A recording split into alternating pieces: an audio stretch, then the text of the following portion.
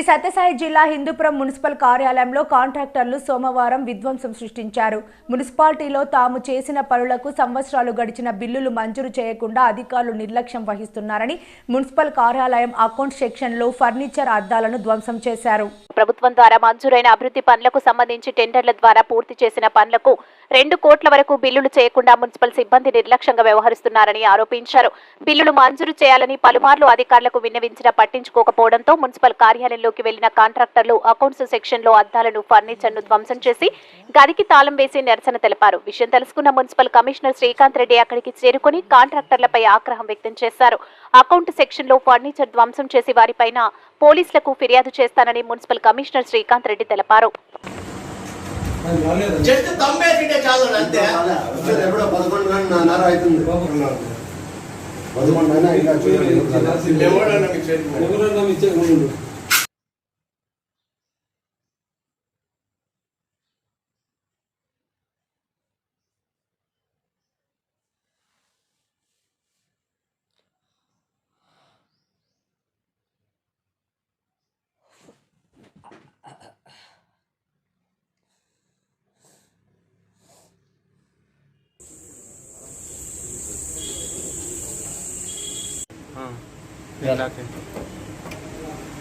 ఇప్పుడు బాగుందా నీకు? ఇప్పుడు బాగుంది కదా? అప్లోడ్ అయితే ఇప్పుడు బాగుందా?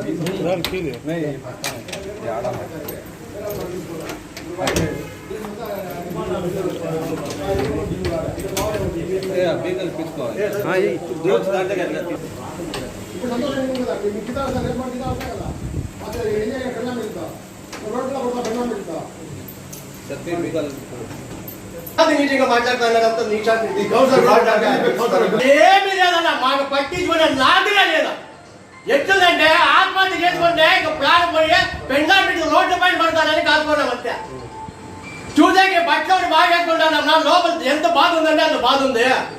ఏదన్నా సంవత్సరం అయినా కూడా ఏమి లేకుండా ఏంటి ఏదన్నా చెప్పు. ఎవరు లేదన్నా కూడా ఎవరు లేదు.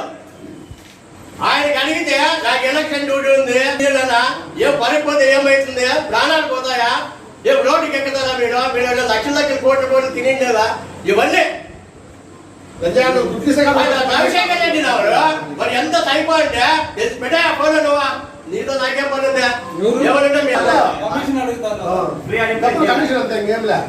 ఎంత పర్సెంట్ ఏ వాళ్ళకి ఇష్టాలు రోడ్డు ఎంత వస్తే అంత ఆడిట్ ఆఫీసర్